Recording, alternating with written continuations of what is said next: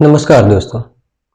आज हम देखेंगे कि अधिक मूत्र प्रवृत्ति और अधिक मल प्रवृत्ति, यह दो लक्षण जब होते हैं तो और ऐसे कौन से रोग हैं और उन रोगों की ऐसी कौन सी परिस्थितियां हैं जिनमें ये लक्षण दिखाई देते हैं। आज हम देखते हैं अधिक मल प्रवृत्ति यानी अतिसार। अतिसार जो है वो कुछ और ऐसे रोग है जिनमें दिखाई देता है, जैसे कि विसूचिका। यह विसूचिका का एक लक्षण मात्र है। विसूचिका यानी एक ऐसा रोग है जिसमें आम और वायु दोनों कोष्ठ के भीतर रहते हैं। कुछ समझने का प्रयास करें तो उसमें कुछ इस तरह से रहता है।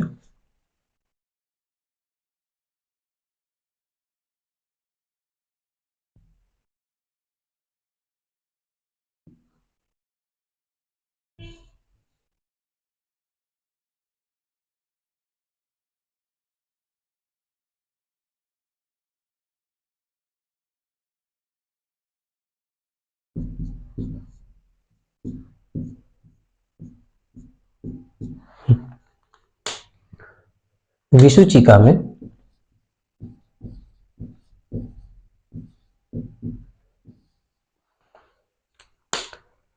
आम के साथ वायु,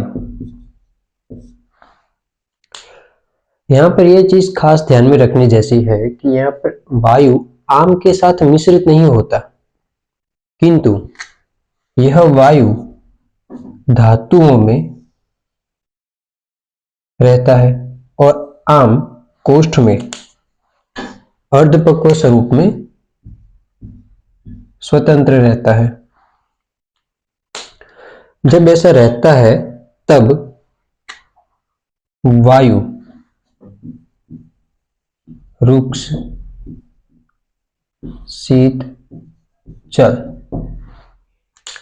ये जो गुण है उसके कारण कोष्ठ के भीतर यह जो इतने हिस्से को कहा जाता है कोष्ठ, यह जो हिस्सा है छाती और पेट, यहां तक के जो हिस्से हैं यह पूरे कोष्ठ के अंग है। इसको ही कोष्ठ कहते हैं। इसके भीतर जो भी अंग रहते हैं उनमें अन्न, आम और वायु अधिकतर रहते हैं। जब किसी कारण की वजह से मंद अग्नि में वायु की रुक्षता, वायु की चलता और आम अवस्था बन जाती है, अन्न पचने के बजाय आम पड़ा रहता है, तब यह विसूचिका जैसे लक्षण उत्पन्न करते हैं।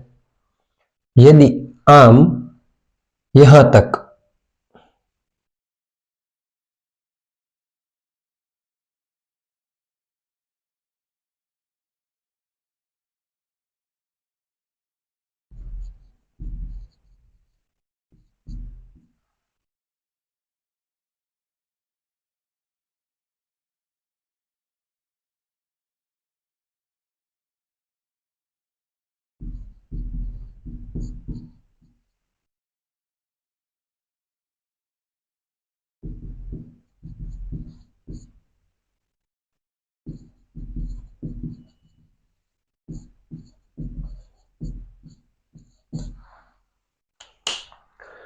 जब यह आम ऊपर के भाग में, कोष्ठ के ऊपरी भाग में, यह नाभि, यह मध्य से ऊपर की ओर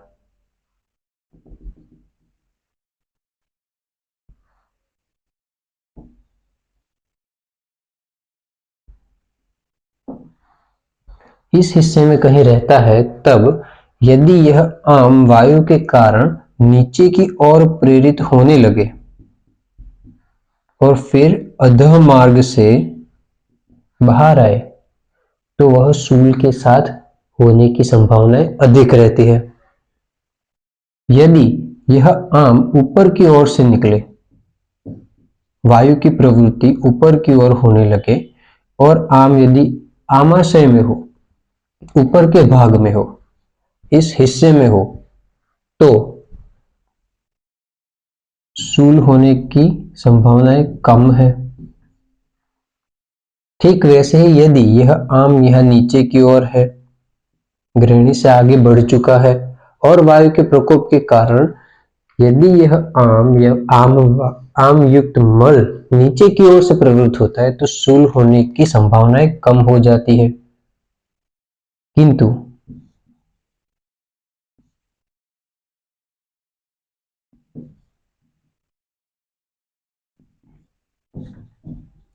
ठीक यदि उल्टा होता है,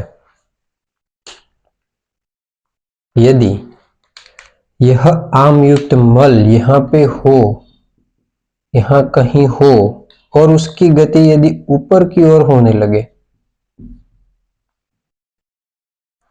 तो उसमें पीड़ा अधिक हो जाती है।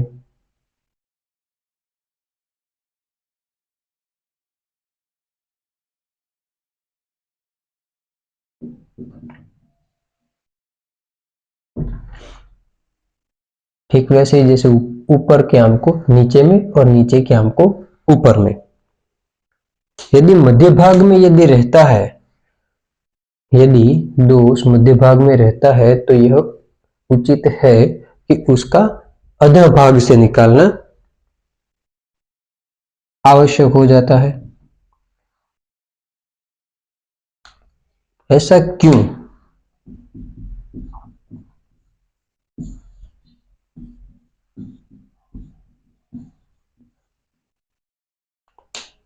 ऐसा इसलिए होता है कि जब भी मध्य भाग में रहता है यह आम और वायु, तो वायु का अनुलोमन अति आवश्यक रहता है।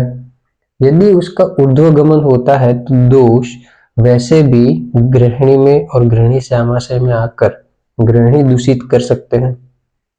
तो अधः भाग का मध्य भाग का अधः यदि पित्त प्रधान रहता है तो विरेचन, यदि कफ का ज्यादा रहता है तो वमन के बाद विरेचन आवश्यक हो जाता है।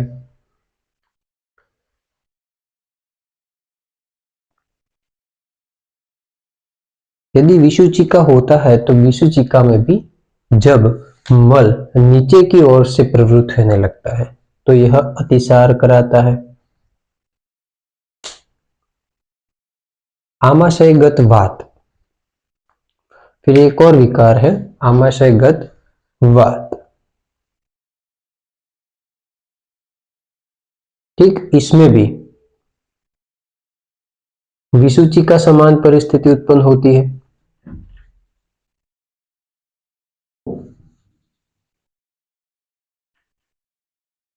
आमाशय में अधिकतः आम रहता है और जब उसमें वायु मिल जाता है, ऊर्ध्वगमन वायु या प्रतिलोम हुआ वायु या जो वायु जिसका अनुलोमन नहीं हुआ है, ऐसा वायु यदि आमाशय में आम के साथ या आमाशय की धातुओं के साथ मिल जाता है तो ठीक वैसे ही लक्षण उत्पन्न होते हैं जैसे कि विषुचिका में होते हैं और उसकी वजह से ठीक अतिसार आदि लक्षण उत्पन्न होते हैं।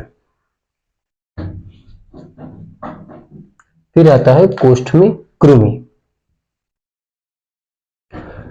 अक्सर हमने ये देखा है कि बालकों को कृमि की समस्याएं रहती हैं, जैसे कि पेट में वो सफेद रंग के छोटे छोटे कृमि हो जाना। यह कृमि करते क्या है कि जो भी मल बनता है उस मल में से जो पचा नहीं है, जो भी मल बचता है उसमें जो भी सही से पचता नहीं है उसमें से अपना पोषण ढूंढते हैं। जैसे कि शक्कर ठीक से नहीं पची है या फिर कोई चर्बी ठीक से नहीं पची है, तो ऐसी चीजों से वो अपना पोषण करते हैं। ऐसा करने के कारण वह मल में छोटे छोटे छेद बनाने लगते हैं।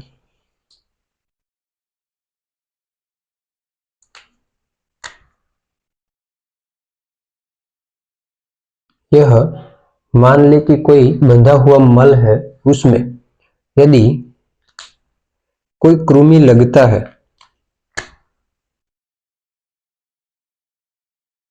से बाहर से कोई कृमि लगता है तो वह कृमि अपने स्वयं के पोषण विकास के लिए इसमें से पोषक तत्व जो कि किसी वजह से मंदाग्नि आदि के कारण यदि यह मल में ठीक से पाचन नहीं हुआ है, ठीक से धातुओं में से आम में से रस, आहार रस और रस धातु नहीं बना है तो यह आगे आगे जाता जाएगा, मल के भीतर घुसता जाएगा केवल अपने पोषण की शोध में। जब यह ऐसे करते जाता है तो यह मल खोखला होने लगता है और यह टूटने लगता है। जब यह टूट जाता है तो ठीक वीड़ भेद जैसी परिस्थिति का निर्माण होने लगता है। ठीक ऐसे ही कई सारे कृमि होने के कारण जब वे कृमि कोष्ठ की धातुओं में अपना पोषण ढूंढते हैं तो कोष्ठ के रस आदि धातुओं से वो रस, रक्त आदि से स्वयं का पोषण करते हैं। ऐसे करने से यहाँ पे वायु का प्रकोप होने लगता है। यह जिसका वजह सामान्यतः रहती है कि धातु का क्षय, रुक्षता बढ़ती है। धातु का सीधा क्षय होने के कारण रुक्षता बढ़ती है, क्लेद, स्नेह आदि कम होने लगते हैं। ऐसे में वायु का प्रकोप होने के कारण हल्का सा भी जब भी अन्न या मल आता है तो इसके लिए वह आगंतु होने लगता है। इस धातु के लिए तो वह वायु का प्रकोप करता है। जैसे ही वायु का प्रकोप होता है यह मल में से पाचन करके आहार रस, रस धातु आदि का निर्माण करने के बजाय इसे सीधा बाहर निकाल देता है।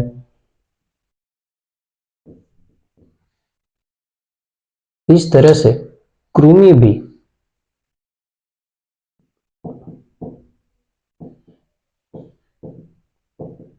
अतिसार कराते हैं।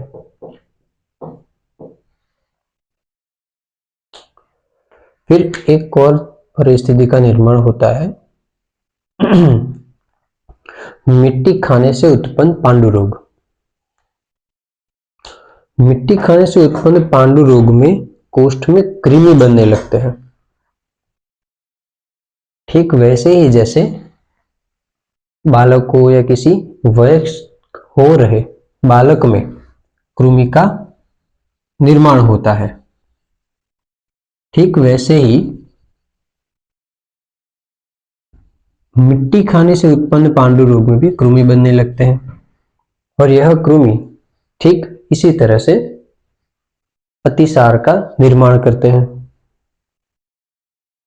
इसमें अतिसार होने की एक और वजह रहती है कि शरीर की धातुओं को अन्य पोषण न मिलने के कारण हमेशा यह लालसा बनी रहती है कि और खाना खाए और खाना खाए, किंतु यह ठीक नहीं हो पाता।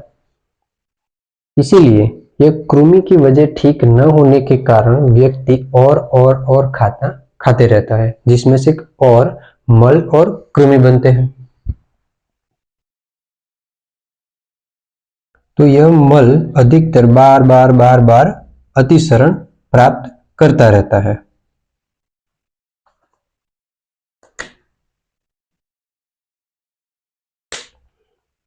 फिर आता है हिक्का। हिक्का एक ऐसा रोग है जो प्राणवाह स्रोतस के साथ जुड़ा हुआ है।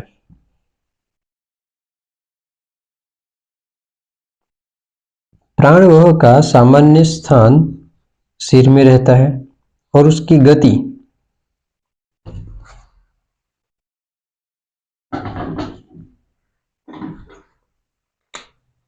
प्राणवाह का सामान्य स्थान सिर में रहता है।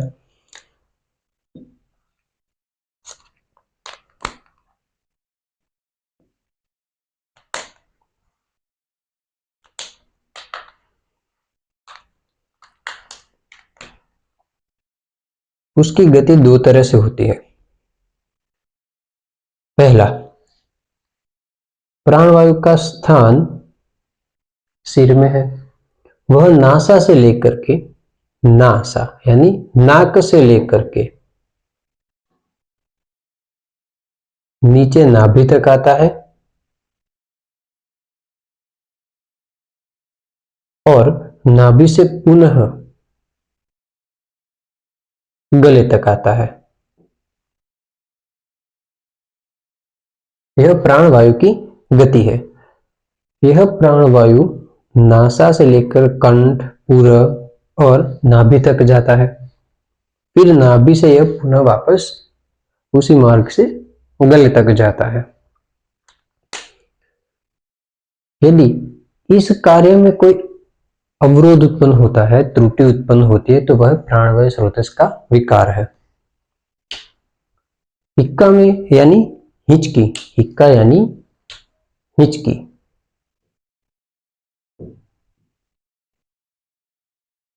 सामान्य भाषा में इसको हिचकी का रोग कहते हैं।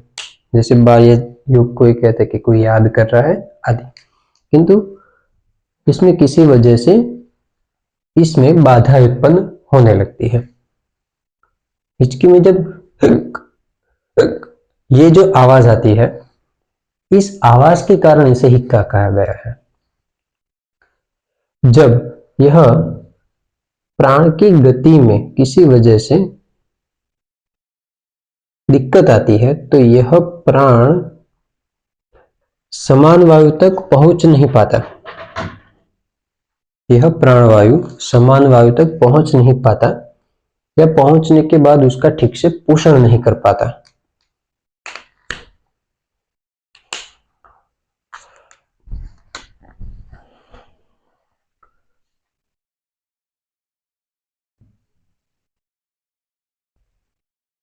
यहां पर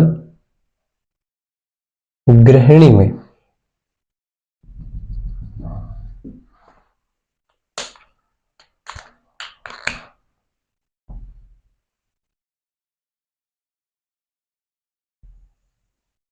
गृहिणी के हिस्से में जो भी पित्त का या अग्नि का पाचक पित्त का स्थान है, वहां पर प्राणवायु उचित रूप से नहीं पहुंचने के कारण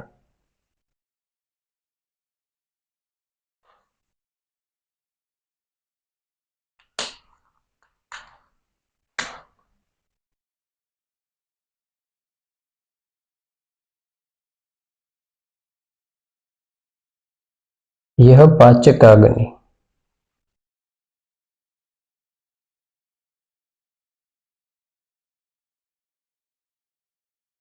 यह पाचन का अग्नि यह मंद होने लगता है। जब यह मंद होने लगता है तो वात आदि तीनों दोषों का प्रकोप होता है। उसमें प्रधानतः वायु रहता है। जैसे ही अग्नि यहां से मंद होता है तो वायु का प्रकोप होना निश्चित है। जैसे ही वायु का प्रकोप होता है,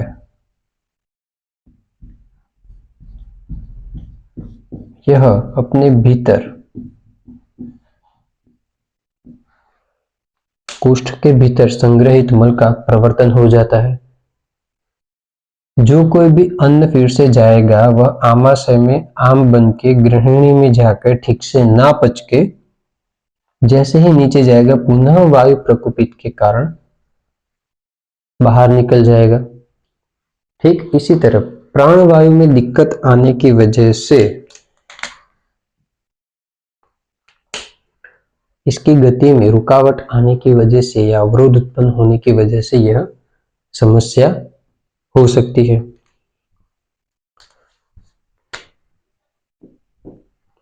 फिर आता है पित्त प्रधान दोष का मदात्य।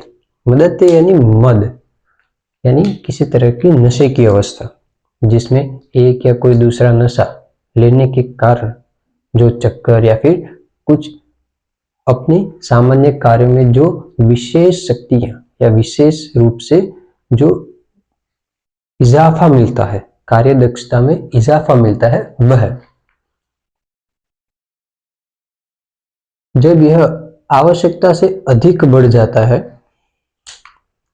जब यह आवश्यकता से अधिक बढ़ जाता है और पित्त प्रधान प्रकृति या पित्त दोष का बढ़ा हुआ होना या ऐसा मादक द्रव्य जो स्वभाव से ही पित्त की वृद्धि कराता हो।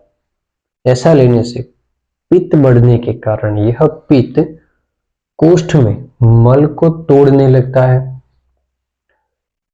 तब अतिसरण जैसा लक्षण मिलता है।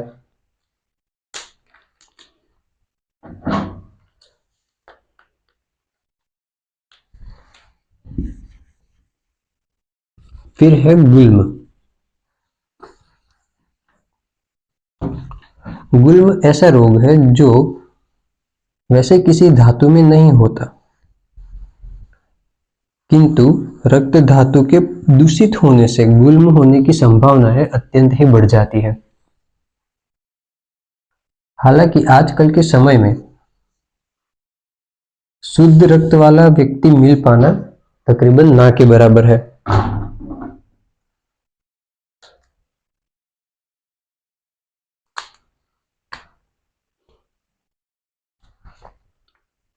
गुल्म जो है वह कोष्ठ का रोग है।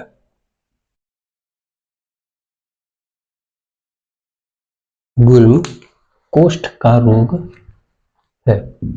उसमें जो वायु रहता है वह कोष्ठ में किसी एक स्थान पर रुका हुआ रहता है और गोले की भांति बन जाता है, जैसे कि रस्सी का गुच्छा लेकर के उसे बांध दो।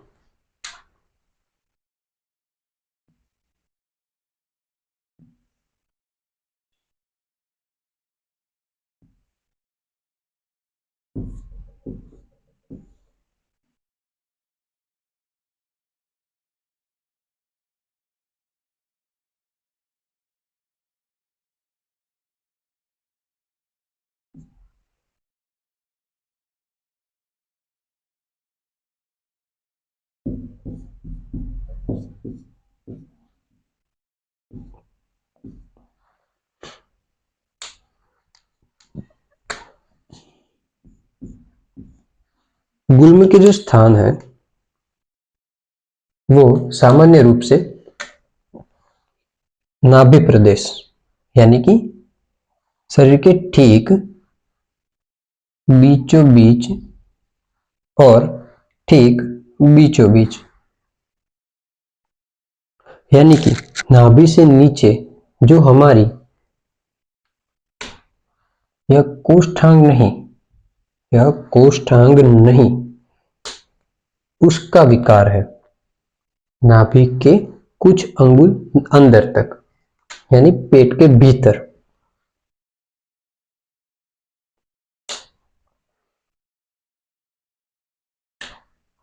दूसरा हृदय।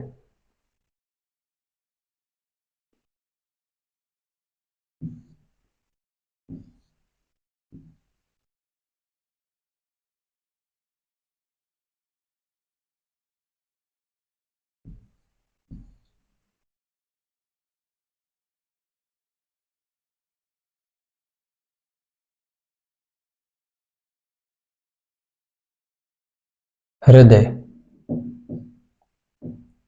गुल्म का स्थान हृदय रहता है। गुल्म का स्थान नाभि रहता है।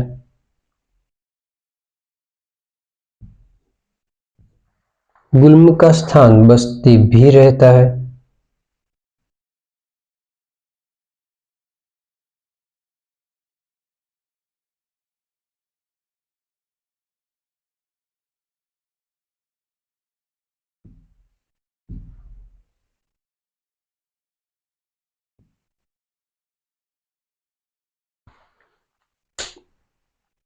बस्ती, नाभि, हृदय और पार्श्व के दो हिस्से यानी दोनों बाजू पे, ये गुल्म के स्थान रहते हैं। गुल्म में असाध्य लक्षण अतिसार का मिलता है, यानी अतिसार यदि गुल्म के रोगी को हो गया तो वह ठीक नहीं हो पाएगा। इसकी वजह क्या है? गुल्म जब भी होता है तो गुल्म के रोगी की अधिकतर चिकित्सा बस्ती से या विरेचन से होती है, क्योंकि यह वायु प्रदान का रोग है। जब यह परिस्थिति का निर्माण होता है तो उसकी चिकित्सा रहती है कि उसे वायु का नीचे की ओर से बाहर यानी अनुलोमन कराना और पित्त का विरेचन कराना आवश्यक हो जाता है। किंतु जैसा कि अतिसार की स्वयं की व्याख्या रहती है, यह उसका स्वयं का लक्षण रहता है कि अतिसरण के कारण मल पहले से ही बाहर निकलने लगता है, रोगी का उस पर कोई वश नहीं रहता। ऐसे में यदि रोगिण को विरेचन औषध दिया गया या बस्ती का औषध दिया गया तो मल का अधिक क्षय होता है और उसके साथ साथ धातुओं का भी क्षय होने लगता है। ऐसे में वायु का अधिक प्रकोप होगा और गुल्म की वृद्धि हो सकती है। यदि ऐसा नहीं होता है तो धातु का अधिक क्षय होने के कारण और रुग्ण का वह रोग का और औषध का सहन न करने के कारण मृत्यु भी हो सकती है। ऐसे में यदि एक को ठीक करने की कोशिश करे तो दूसरे रोग की वृद्धि होती है और यदि ठीक करने की कोशिश ना करे तो भी वह अधिक से अधिक गंभीर होने लगता है। यदि गुल्म के रोगी में अतिसार हुआ है और वह अतिसार का स्तंभन करने की हम सोच रहे हैं कि यह अतिसार है, उसका स्तंभन करना आवश्यक है, तो उसका स्तंभन करने के कारण यह मल और वायु आदि का स्तंभन यदि यहां से कर दे तो वायु की प्रतिलोम गति आरंभ हो जाएगी। यह प्रतिलोम गति एक समय के बाद रुकती है और कहीं ना कहीं अधिकतर वहां पर जहां पर ख वैगुण्य गुल्म के द्वारा प्राप्त हो चुका है वहां पे रुकता है और अग्नि और धातुओं में और विकृति उत्पन्न करता है, जिससे गुल्म की और वृद्धि होने लगती है और रोगी को पीड़ा अधिक होती है। ऐसे में चिकित्सा ना करना ही उचित रहता है। फिर एक लक्षण है पित्त प्रधान उदर रोग में अतिसार रहता है। ठीक वैसे ही जैसे पित्त प्रधान मदात्य में रहता है, पित्त प्रधान उदर रोग में भी अतिसार का लक्षण मिलता है। इसकी वजह रहती है कि पित्त स्वयं सर, द्रव और तीक्ष्ण गुण का रहता है। उदर रोग क्या होता है? उदर रोग उदर का रोग है, उदर यानी कि पेट का। आमतौर पर कई सारे लोग उसे मोटापा में गिनती कर लेते हैं, किंतु यह मोटापा नहीं होता है, यह उदर रोग होता है। मोटापा और उदर रोग को कैसे भिन्न करें? किसी भी सामान्य व्यक्ति का पेट कुछ इस तरह से रहता है जिसमें उसकी छाती आगे की ओर, उसका पेट थोड़ा सा छाती से हल्का सा अंदर की ओर रहता है। किंतु जब उदर रोग होता है तो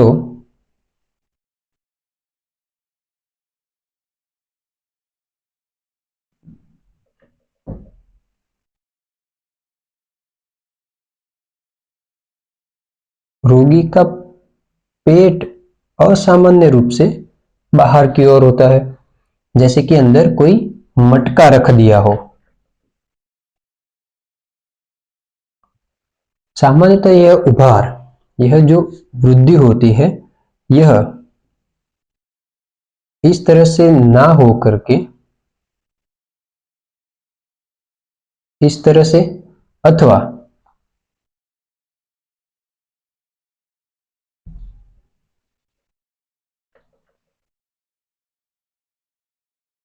अथवा संपूर्ण रूप से गोल होने लगती है, जो कि ऊपर की ओर से ही शुरू हो जाती है, ठीक जहां से छाती का भाग खत्म होने की तैयारी में होता है। उसे कुछ सामने से देखने का प्रयास करें।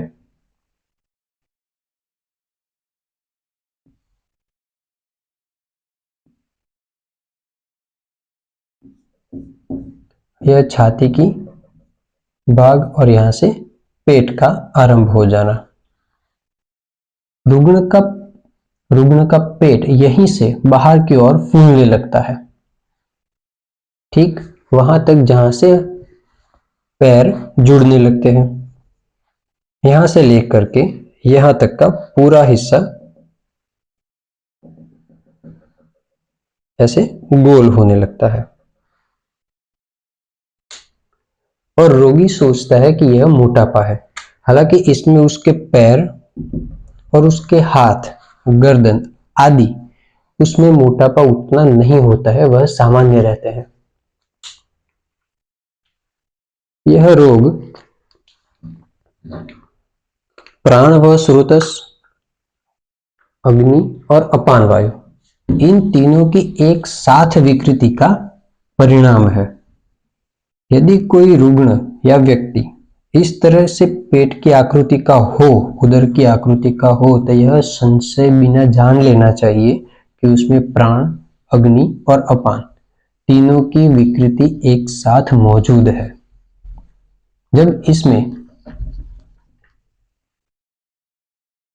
जब ऐसे रोगी में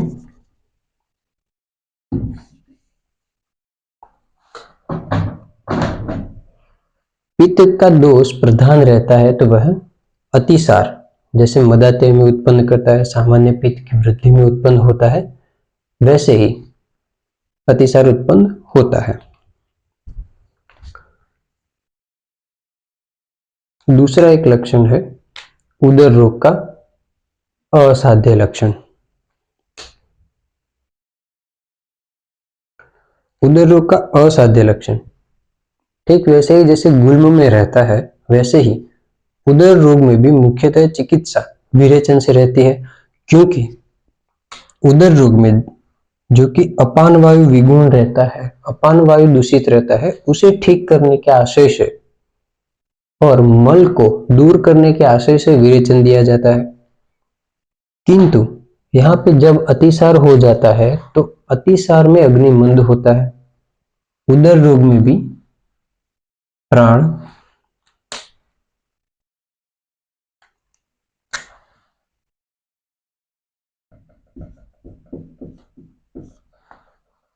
अपान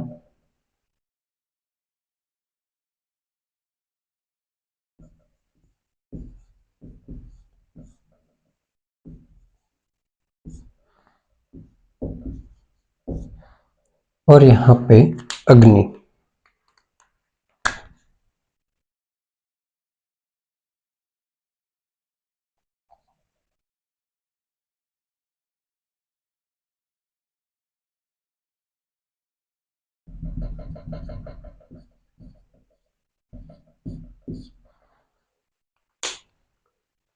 प्राण, अग्नि और अपान तीन दूषित रहते हैं।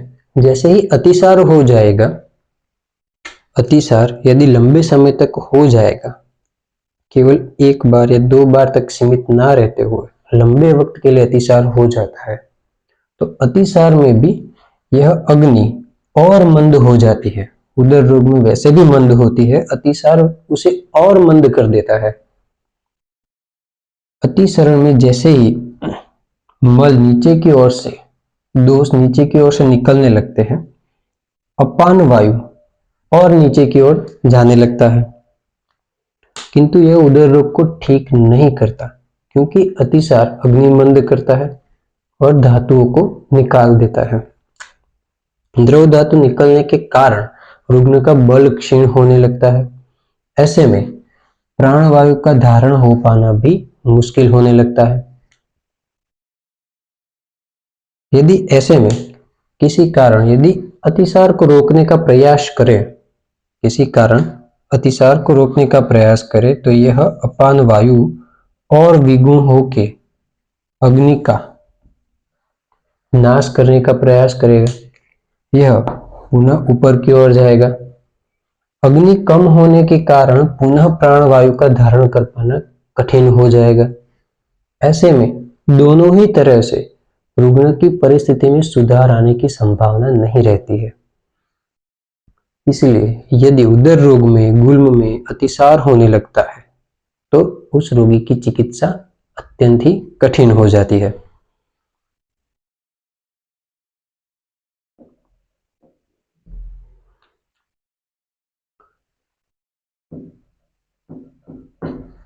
फिर है शोथ और व्रण।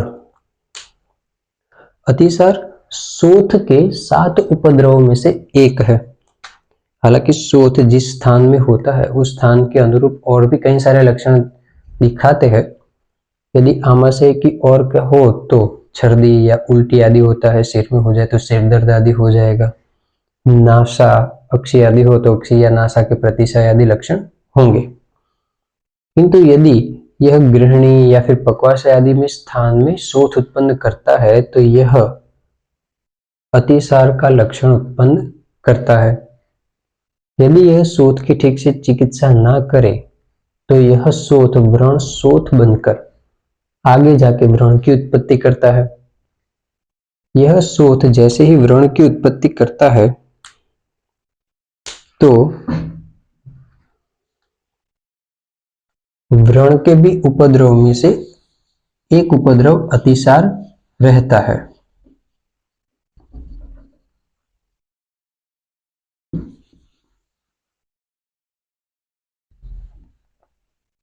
जैसे कि आपने देखा होगा कई सारे ऐसे रोग हैं जिसमें रुग्ण के आमाशय में या यूं कह ले जठर में छाले पड़ चुके हैं तो उसे उल्टी आदि रहते हैं।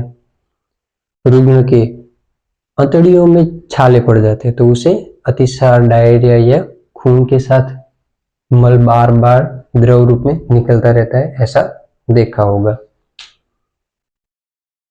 फिर आता है पांडु रोग का असाध्य लक्षण। पांडु रोग के असाध्य लक्षण में अतिसरण तो होता है किंतु वह एक खास लक्षण में अतिसरण होता है। वह लीले हरे रंग का होता है। वह हरे रंग का होता है, ग्रीन कलर्ड। हरा मल होता है। यह हरा मल कम मात्रा में होता है, बंधा हुआ होता है। यह बंधा हुआ कम मात्रा में मल सरण में निकलता है। जैसे कि जो गोटियां खेलते हैं, बालक जैसे कुछ गोटियां खेलते हैं उसे ढलान पे छोड़ने से जैसे गोटियां निकलने लगती है, ठीक वैसे ही यह मल बंधा हुआ, ठोस नहीं होता, यह बंधा हुआ होता है। अतिसरण खुद ब खुद निकलने लगता है। यह कोष्ठ के भीतर टिकता नहीं है। पांडु रोग का असाध्य लक्षण इसलिए कहा गया है कि पांडु रोग पित्त प्रधान रोग रहता है। अब पित्त प्रधान रोग की चिकित्सा रहती है विरेचन। विरेचन, यदि पांडु रोग में विरेचन दिया, यदि पांडु रोग में विरेचन दिया तो उसका अतिसार उपद्रव होने के कारण इसकी और वृद्धि हो जाएगी और बल का क्षय होने लगेगा।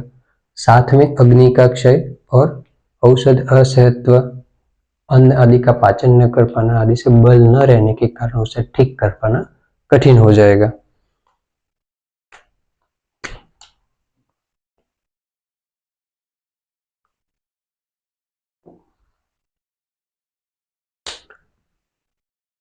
पांडु में वायु, पित्त, कफ आदि प्रधान लक्षण रहते हैं। किंतु पांडु स्वतः भले ही यदि कफ या वायु का प्रधान रहता हो, वह मूल स्वरूप से पित्त प्रधान रहता है। यदि अतिसार का लक्षण हो, पांडु हो और विरेचन कराए, वमन कराए, विरेचन के बजाय वमन कराए, तो यह रुग्ण पांडु रोग में पहले से ही अत्यंत बलहीन होने के कारण वमन औषध या वमन के वेग को सह नहीं पाता है। तो ऐसे में अग्निमंद होना, वमन के कारण और अग्निमंद होना, यह रुग्ण का सहन कर पाना कठिन हो जाता है। टुकड़ों में मल प्रवृत्ति। फिर एक और लक्षण है टुकड़ों में मल प्रवृत्ति। जैसे कि हम जब भी पेशेंट की माहिती या उसकी डिटेल्स लेते हैं, जैसे केले की हिस्ट्री टेकिंग या माहिती, जो भी वो बताता है वो हम लिख करके लेते हैं। जो भी चिकित्सक, वो उसकी निद्रा,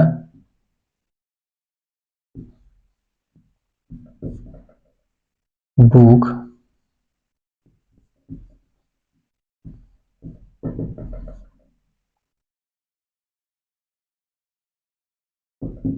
यूरिन या पेशाब या मूत्र प्रवृत्ति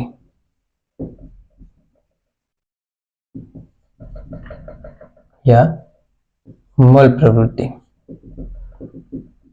यह जो लिखते हैं तो उसमें आपने देखा होगा कि कई बार अक्सर यह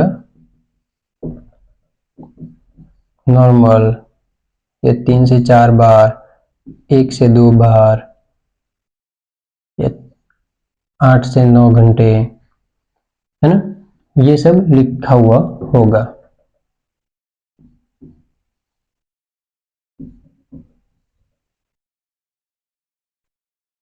किंतु यह केवल विबंध के लिए ही नहीं होता। यदि कोई रुग्ण खांसी की दिक्कत की बात करता है,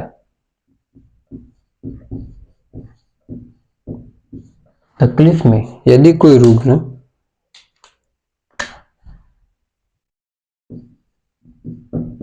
खांसी की बात करता है और उसका मल यदि टुकड़ों में आता है, टुकड़ों में मल प्रवृत्ति होती है, तो यह खांसी सहजकाश हो सकता है। तो उसकी धातु की पुष्टि करना आवश्यक हो जाता है।